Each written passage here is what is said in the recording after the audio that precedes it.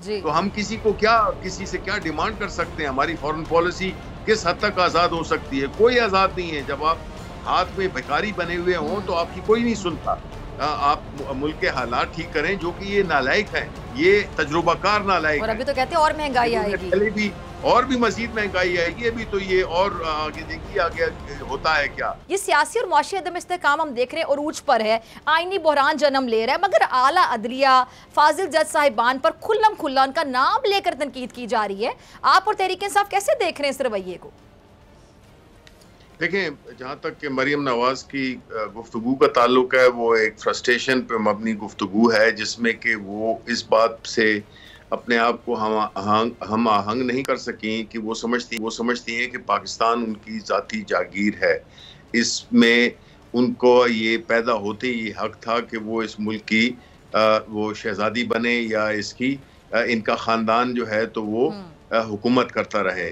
अब ऐसी सूरत हाल में जिसमें कि ये बातें कर रही हैं, तो ये तो केस तो किसी पार्टी ने नहीं बनाया था। ये तो इंटरनेशनल जो थे अपने जर्नलिस्ट की जो यूनियन है, उन्होंने ये पनामा का इंकशाफ किया था।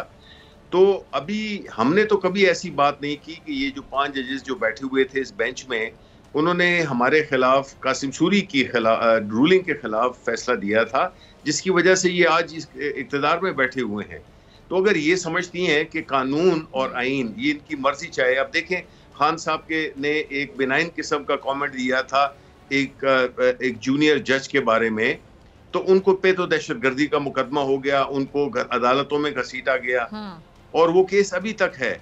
लेकिन इन्होंने नाम लेके इससे ये जाहिर होता है, ये फ़िरौनियत जाहिर होती है कि आप आला अदलिया के जजेस के नाम ऐसे ले रहे हैं जैसे कि आपकी वो जाती वो मुलाजिम है। अब ये तो बर्दाश्त नहीं होगा। इन्होंने तो अपने दौर में कितने इदारों को मफलूज किया और हर इदारे पे इन्होंने ऐसे लोग बिठाए जो कि इनके लॉयल हों। नतीजतन मुल्क जो है तो आज बिल्कुल अनगवर्नेबल है, बिकॉज इन्होंने अदालतों पे हमले किए, फिजिकली हमले किए, डंडों के साथ गए और चीफ जस्टिस सजाद अली शाह को इन्होंने भगाया। तो ये इनका तो रिकॉर्ड यही रहा है कि ये धमकियों से और उससे समझते हैं कि ये किसी को मरगूब कर लेंगे, लेकिन ये जानती नहीं है ये कि पाकिस्तान बदल चुका है। अब जो है, अब बात सिर्फ इसकी है कि आपने इस मुल्क में जमहूरियत को चलने देना है। और मैं इनको जानता हूँ और पाकिस्तानी अवाम इनको जानते हैं कि ये इलेक्शन से भाग रहे हैं और ये सारे हीले बहाने बना रहे हैं। जो लास्ट इलेक्शन हुआ है जामपुर में, उससे भी इनकी तबीयत साफ हो गई। आज होने वाली समाअत में चीफ जस्टिस साहब ने इस खदशे का इजहार किया है कि जी अगर अदालत फैसला कर भी देगी तो तब भी मुकदमेबाजी चलती रहेगी, जो अवाम और सियासी जमातों के लिए महंगी होगी। तो आपको क्या लगता है कि क्या फैसला आने के बाद सब इस पर मुत्तफिक हो जाएंगे या मुकदमेबाजी जो है चलती रहेगी और मामला मजीद तवील होता चला जाएगा? देखें, ये तो मुझे हैरानगी है, क्योंकि मैं ये समझता हूँ कि सुप्रीम कोर्ट जो कि अपना फैसला जो भी वो देगी तो उस पर अमल दरामद होना चाहिए। उस पर कोई बहस तो फिर होनी नहीं चाहिए। जब सुप्रीम कोर्ट और पाकिस्तान से बड़ी अदालत तो यहाँ पर है नहीं, तो अगर उनकी जो भी डिसीजन है वो अगर इम्प्लीमेंट नहीं होती है तो फिर तो समझे कि हम कंफर्म बनाना रिपब्लिक बन गए। फिर तो यहाँ पे कानून और आइन की कोई हैसियत नहीं रहेगी। तो इसलिए ये तो सुप्रीम कोर्ट ने इंश्योर भी करना है कि जो डिसीजन दें वो उस पर अमल दरामद भी हो, क्योंकि इनकी तो नीयत नहीं लगती है। वो तो सारे पाकिस्तान को आया हो गया है कि ये लोग इलेक्शन नहीं चाहते, क्योंकि उनको पता है कि ये इलेक्शन वो बुरी तरह हारेंगे, इनकी जमानतें जब्त होंगी। अब जो कल हुआ है, इलेक्शन हुआ है 2 रोज कबल जामपुर में, उससे भी पता चल गया है कि एक ज़िमनी इंतखाबात में 35,000 की वोट से पीटीआई का कैंडिडेट जीता है। तो ये तो मजीद डर गए हैं। उनको पता है कि ये इनकी तो कोई चांस नजर नहीं आता। ये बुनियादी तौर पे अपने माली मफादात को उसको वो कर रहे हैं, डिफेंड कर रहे हैं, क्योंकि इनको पता है कि इन्होंने क्या करतूत इनके माजी में रहे हैं। तो ये मुल्क के आइन को भी दाव पे लगाना चाहते हैं। मुल्क के तमाम जो इकोनॉमी जो इस वक्त जो बुरी सूरत हाल है उससे ये तवज्जो हटाना चाहते हैं। लेकिन को पता है कि ये जो नाअहल और करप्ट लोग हैं, जिनकी हुकूमत है इस वक्त, ये जो तीन बड़े वो बैठे हुए हैं, फजल रहमान, जरदारी और ये नवाज शरीफ, यानी मुल्क से अगर आप कहें, इमरान खान तो इस मुल्क में ही बैठा हुआ है, अदालत फेस कर रहा है, आप तो भाग गए, तो पाकिस्तान तो पहले आए ना, फिर उनकी जो साहबजादी हैं वो जो बातें कर रही हैं तो उसमें कुछ वजन पैदा हो। शिबली साहब, ये आज इमरान खान साहब ने मुतादिद केसेस का सामना किया है, अदालत के रूबरू पेश हुए हैं और अब एक नया जो मुकदमा दर्ज हो गया खान साहब पर जुडिशल कॉम्प्लेक्स में तोड़ फोड़ के हवाले से, तो बहुत से केसेस वो फेस कर रहे हैं, तो लगता है कि कोई केस ऐसा हो सकता है जिसमें कुछ भी हो सकता है जो PTI या इमरान खान साहब के लिए आगे जाके बहुत मुश्किलात खड़ी कर सकता है? देखें, ये तो सारे मसनूई केसेस हैं और खुद साख्ता केसेस हैं जो कि सियासी इंतकाम के तौर पे खान साहब को मसरूफ रखने के लिए और ये कोशिश करना कि सियासी तौर पे तो इनको हम हरा नहीं सकते हैं, तो उनको हम ऐसी चीज़ों में उलझाएं कि वो इलेक्शन जो है ना वो उसकी डिमांड से आगे पीछे हो जाएं।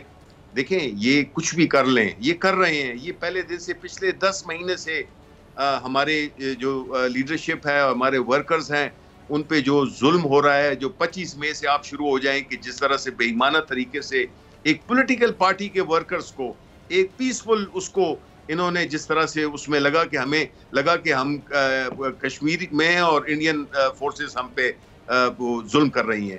देखें, ये इस कामों से कुछ भी नहीं बनेगा, मुल्क को ये ऑलरेडी खड्डे में ले गए हैं और खुदा ना खास्ता मुल्क की इस वक्त सालमियत पे सवालात उठ रहे हैं, क्योंकि जो इकोनॉमी का हाल कर दिया है और जो हमारे इंटरनेशनल डोनर्स हैं या जो हमें जो फंडिंग या कर्ज देते हैं वो हमसे फिर कोलेटरल मांगेंगे कि आप ये चीजें हमारे पास रखवाएं या इन चीजों से आप दस्तबरदार हो, तो कहाँ गई आपकी नेशनल सिक्योरिटी? ये तो बड़ी खतरनाक चीजें हैं जिसमें कि इस मुल्क को बिल्कुल लगता तो ऐसे है कि किसी एजेंडे पे इस मुल्क को कमजोर से कमजोर तर कर दिया है कि अब हमारा जो हमसाया मुल्क है, हमारा असली दुश्मन इंडिया, वो हम तो लाफिंग स्टॉक बन गए हैं। प्राइम मिनिस्टर को देखें, उसकी तकरीरें देखें, उसकी बातें सुने, वो मतलब एक टोटल एम्बैरेसमेंट है। और फिर जिस हालत में हम हैं तो हम किसी से क्या डिमांड कर सकते हैं? हमारी फॉरेन पॉलिसी किस हद तक आजाद हो सकती है? कोई आजाद नहीं है। जब आप हाथ में भिखारी बने हुए हों तो आपकी कोई नहीं सुनता, कोई आपकी फॉरेन पॉलिसी का लेवरेज होता ही नहीं है। ये तो एक एस्टैब्लिश्ड वो है, हकाइक हैं। तो जिस तरह ये मुल्क को ले जा रहे हैं उसको बजाय इसके कि आप मुल्क के हालात ठीक करें, जो कि ये नालायक हैं, ये तजुर्बाकार नालायक, और अभी तो कहते हैं और महंगाई आएगी, पहले भी और भी मजीद महंगाई आएगी। अभी तो ये और आगे देखिए आगे होता है क्या। ये इनसे जल्द छुड़ाना और इसका वाहिद हल जो है, जो कि हमारी पार्टी डिमांड कर रही है, जो इमरान खान, वो है कि फ्री एंड फेयर इलेक्शंस फौरन कराएं कि ये कम से कम सियासी अदम इस्तेकाम तो खत्म हो, जिसकी वजह से मईशत भी बेहतर हो। ठीक है जी। अगर आपको ये वीडियो पसंद आई तो सब्सक्राइब करें और बेल आइकन पर क्लिक करें। इम्पोर्टेड हुकूमत और उनकी हवारियों की अदलिया के खिलाफ हर्जा सराई, मरियम नवाज की अदलिया और फाजिल जज साहिबान पर शदीद तनकीद। इस घिनौनी साजिश को बेनकाब करने पर बोल को एक दफा फिर नशरियात की बंदिश का सामना करना पड़ रहा है। बोल अदलिया की इज्जत के लिए खड़ा है और खड़ा रहेगा। सब्सक्राइब करें और बेल दबाएं ताकि कोई खबर रह न जाए।